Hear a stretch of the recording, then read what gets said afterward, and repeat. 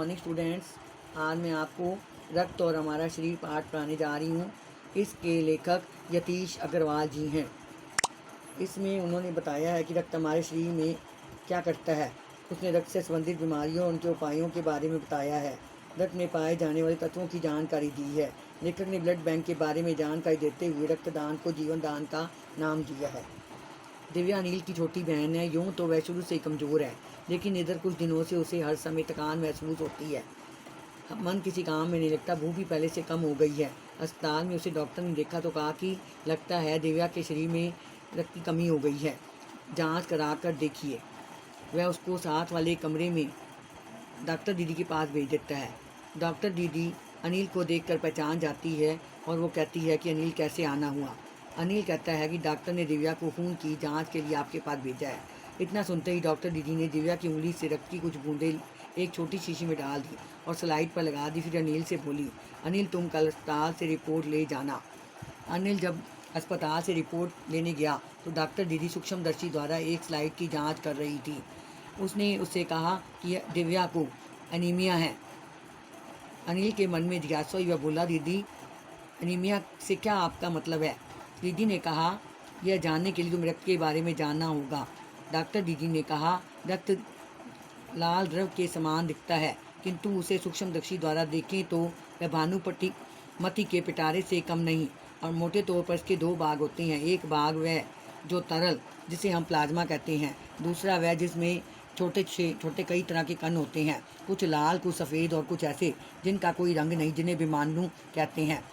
सूक्ष्मदर्शी द्वारा जो कण तुम्हें दिखाई दे रही हैं वे हैं लाल रक्त कण।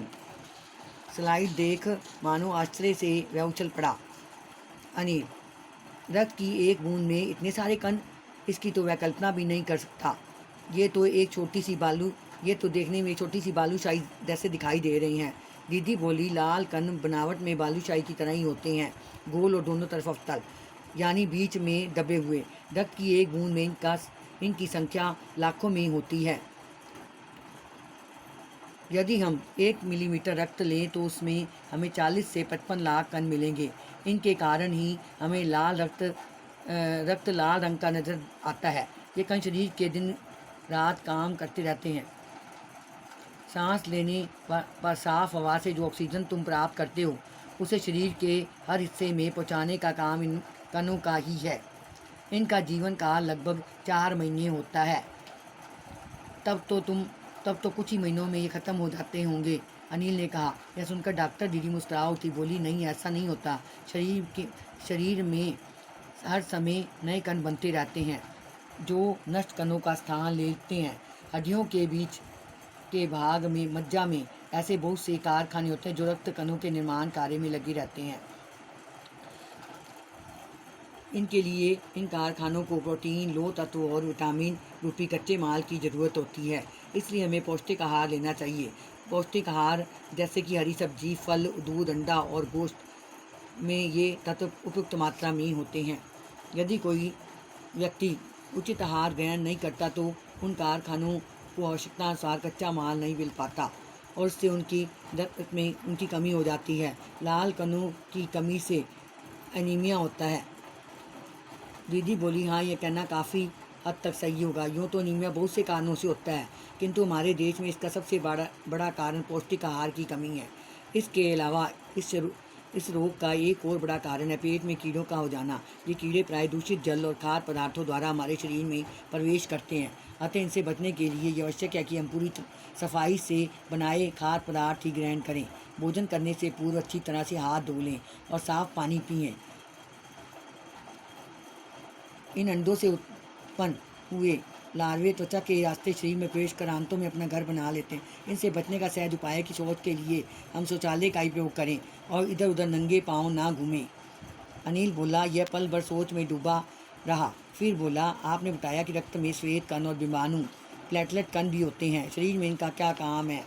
दीदी बोली, सफ़ेद कण वास्तव में हमारे शरीर के वीर सिपाही हैं जो रोगाणु शरीर पर धावा बोलने की कोशिश करते हैं तो सफ़ेद कण उनसे डटकर मुकाबला करते हैं और जहाँ तक संभव वो रोगाणुओं को भीतर घर नहीं करने देते।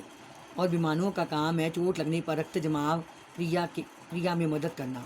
रक्त के तरल भाग प्लाज्मा में एक विशेष किस्म की प्रोटीन होती है। रक्त वाहिका की कटी फटी दीवारों में मकड़ी के जाले के समान एक जाला बना देती है। विमाणु इस जाले से चिपक जाते हैं और दीवार में आई दरार पड़ जाती है, जिससे रक्त बाहर निकलना बंद हो जाता है। दीदी बोली, लेकिन घाव गहरा हो तो अनिल बोला, दीदी लेकिन घाव गहरा हो तो तब खून बहता ही चला जाता है। हाँ, ऐसे समय में उस व्यक्ति को जल्दी से डॉक्टर के पास ले जाना चाहिए और डॉक्टर के पास पहुंचने तक के समय में चोट के स्थान पर कसकर एक साफ कपड़ा बांध देना चाहिए।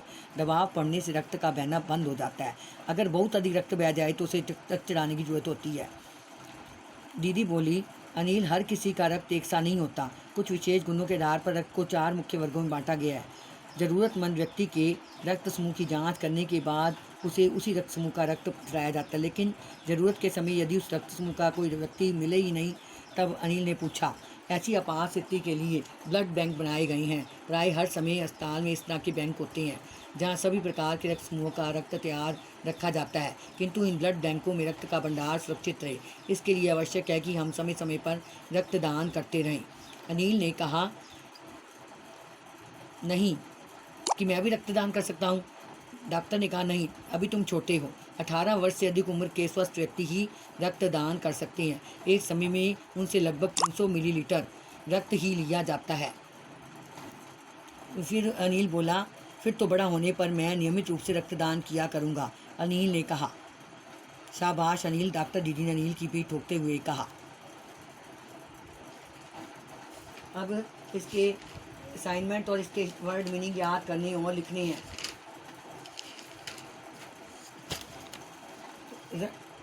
शब्द अर्थ, रक्त मैंने खून। नंबर 2, भानुमति का पिटारा, तरह तरह की वस्तुएं। नंबर 3, दस्तक देना, आ जाना या दरवाज़ा खटखटाना। धावा बोलना, हमला करना, घर करना, पड़े रहना, पीठ ठोकना, शाबाशी देना, पेड़ वृक्ष। बहुविकल्पित प्रश्नोत्तर। इस पाठ के लेखक कौन से हैं? उत्तर, यतीश अग्रवाल। दिव्या को क्या महसूस होता है? थकान। दिव्या अनिल के साथ अस्पताल क्यों गई? थकान महसूस होने से।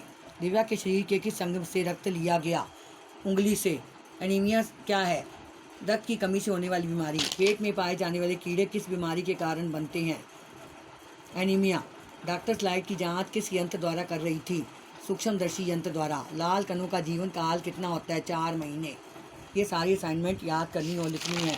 इसके बाद इसके 1 से 4 क्वेश्चन आंसर याद करने और लिखने हैं। नंबर 1, रक्त के बहाव को रोकने के लिए क्या करना चाहिए? रक्त के बहाव को रोकने के लिए चोट के स्थान पर कसकर एक साफ कपड़ा बांध देना चाहिए।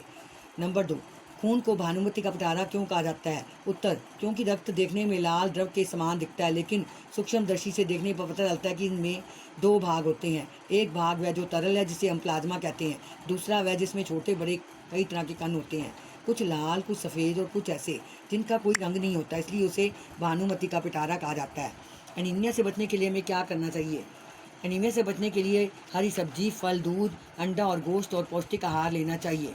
पेट में कीड़े क्यों हो जाते हैं? इनसे कैसे बचा जा सकता है? पेट में कीड़े प्राय दूषित जल और खाद्य पदार्थों द्वारा हो जाते हैं। इनसे बचने के लिए हमें सफाई से बनाए गए खाद्य पदार्थ ही ग्रहण करने चाहिए। भोजन से पूर्व अच्छी तरह हाथ धोने चाहिए और साफ पानी पीना चाहिए। ये सारे प्रश्न उत्तर याद करने और लिखने हैं।